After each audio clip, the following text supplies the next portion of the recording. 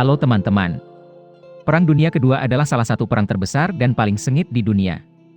Dan jika Anda menyukai sejarah, Anda mungkin telah belajar sedikit tentang peristiwa terpenting. Tetapi dalam video ini kami akan melewatkan hal-hal yang sudah Anda ketahui dan fokus hanya pada hal-hal yang sangat sedikit orang yang tahu. Oke, mari kita mulai sekarang. Pada bulan September 1939, Jerman menginvasi Polandia dan Perang Dunia Kedua dimulai. Sebelum kemungkinan invasi Jerman, Prancis sudah mempersiapkan diri dengan baik. Dari senjata hingga pembangunan serangkaian benteng di sepanjang perbatasan dengan Jerman yang dikenal sebagai Garis Maginot. Namun, hanya dalam waktu 6 minggu, tentara Prancis dikalahkan dan dipaksa untuk menyerah. Bertentangan dengan apa yang dipikirkan banyak orang, tentara Jerman tidak memiliki sistem senjata yang lebih modern, tetapi sebaliknya, industri senjata Prancis adalah yang paling berkembang saat itu. Secara spesifik, Prancis memiliki 10.700 meriam, 3.254 tank, sedangkan Jerman memiliki 7.378 meriam dan 2.439 tank. Selain itu, sebagian besar tank Prancis lebih besar, bersenjata dan lapis baja lebih baik daripada tank Jerman. Ini adalah kebenaran yang tidak ingin diakui orang Prancis setiap kali mereka mengulanginya. Tentara Prancis yang mereka kalahkan bukan karena jumlah atau senjata tetapi karena taktik. Jerman menggunakan strategi Blitzkrieg, yang berarti memukul cepat dan menang cepat. Secara khusus, Jerman memusatkan kekuatan mereka yang luar biasa untuk menyerang posisi kunci musuh, menyebabkan mereka dengan cepat dimusnahkan atau menyerah. Setelah itu, Jerman akan terus mengkonsentrasikan pasukan untuk menyerang daerah lain dan menghancurkan setiap bagian. Elemen terpenting dari Blitzkrieg adalah disorientasi yang cepat untuk mencegah musuh mengatur ulang dan melakukan serangan balik. Risikonya adalah, ketika tentara berkonsentrasi pada satu titik, itu akan menyebabkan bagian belakang memiliki bukaan, kemungkinan jatuh ke posisi menjepit, mengelilingi atau memotong jalur suplai. Inggris Raya adalah salah satu negara dengan kontribusi besar untuk kemenangan Eropa serta seluruh dunia, sebelum ekspansi fasisme. Untuk mencapai kemenangan, mereka mengerahkan semua sumber daya negara untuk memproduksi senjata dan alat perang. Total ada lebih dari 15 kapal perang, 7 kapal induk, 66 kapal penjelajah, 164 kapal perusak, dan 66 kapal selam. Royal Navy menjadi angkatan laut paling kuat dalam Perang Dunia Kedua. Selain itu, mereka juga menghasilkan jumlah pesawat yang belum pernah ada sebelumnya, terutama pesawat pengebom, yaitu 132.500. Namun, Inggris Raya harus meminjam uang dari AS dan Kanada untuk membuat segalanya untuk perang.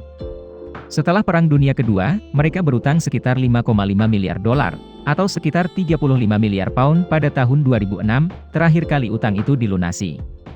Utang ini menyebabkan dia kehilangan banyak koloni di kemudian hari, karena tidak ada cukup sumber daya untuk dipertahankan.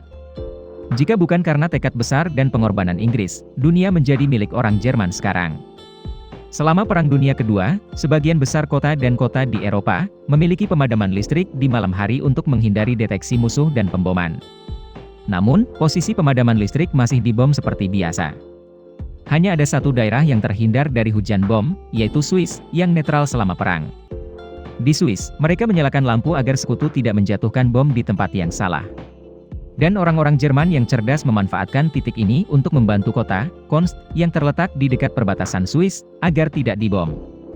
Mereka juga membiarkan lampu menyala di malam hari dan sekutu mengira itu adalah Swiss, jadi mereka meleset dari target, setiap kali mereka terbang. Saat itu, kota, Konst, juga merupakan tempat produksi senjata utama Nazi Jerman. Berkat itu, Jerman mampu melindungi daerah penting dan membantu orang-orang melarikan diri dari hujan bom. Selama Perang Dunia Kedua, Norwegia adalah satu-satunya tempat yang memiliki pabrik untuk produksi air berat, bahan utama untuk produksi bom atom. Pada bulan April 1940, itu diduduki oleh Jerman, dan akan menggunakan bahan baku di pabrik untuk membuat bom atom. Karena pentingnya, Jerman mendirikan pos-pos yang dijaga ketat dengan senapan mesin, ladang ranjau, dan pagar kawat berduri. Satu-satunya cara untuk mencapai pabrik adalah jembatan gantung di atas jurang, di mana lampu dan penjaga padat membuatnya hampir tidak bisa ditembus. Jika Nazi Jerman menghasilkan bom atom, dunia akan dilanda kematian. Jadi, setelah beberapa kali, pasukan sekutu Inggris mencoba menyerang dengan mengebom pabrik, tetapi tidak berhasil, karena jalur produksi berada di bawah 6 lantai beton. Kemudian orang Norwegia memberanikan diri untuk memanjat tebing, yang menurut orang Jerman tidak mungkin. Mereka mendekati pabrik melalui terowongan dan memasang bom waktu 20 menit setelah mereka pergi. Boom, fasilitas penelitian Jerman, rusak parah dan membutuhkan waktu setengah tahun untuk memulihkannya. Tapi kemudian, sabotase berturut-turut membuat Jerman tidak dapat menyelesaikan tujuan mereka menciptakan senjata penghancur. Pada pertempuran Stalingrad pada tahun 1942, Tentara Merah Soviet memenangkan kemenangan gemilang atas Jerman dan menciptakan titik balik utama dalam situasi Perang Dunia II. Ini dianggap sebagai pertempuran paling berdarah dalam sejarah perang, dengan lebih dari 2 juta korban di kedua sisi, di mana Uni Soviet menyumbang 1,8 juta orang. Untuk membayangkan seberapa besar angka itu, mari kita lihat jumlah pasukan Inggris, jumlah pasukan Prancis, dan jumlah orang Amerika tewas dalam Perang Dunia II. Tambahkan ketiga negara tersebut. Negara ini masih belum menyamai jumlah korban Soviet dalam pertempuran Stalingrad. Selama perang, Uni Soviet juga merupakan negara dengan jumlah kematian tertinggi dengan sekitar 8,8 hingga 10,7 juta tentara. Termasuk warga sipil, jumlah korban tewas bisa mencapai 24 juta orang, terhitung sekitar 15% dari populasi Uni Soviet saat itu. Perang Dunia Kedua benar-benar berakhir pada 2 September 1945, ketika Jepang tiba-tiba menyerah kepada sekutu di atas kapal USS Missouri. Sementara sebagian besar percaya bahwa Jepang memutuskan untuk menyerah tanpa syarat karena bom atom di Hiroshima dan Nagasaki. Tapi bom nuklir, itu bukan alasan yang paling penting.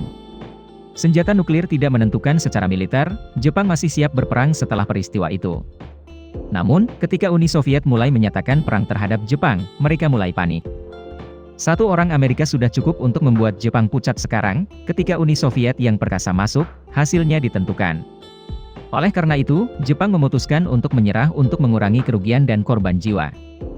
Video berakhir di sini. Terima kasih semua untuk menonton dan menyukainya. Jika menurut Anda itu menarik dan bermanfaat, beri kami suka dan berlangganan saluran untuk mendukung kami. Sampai jumpa dan sampai jumpa lagi.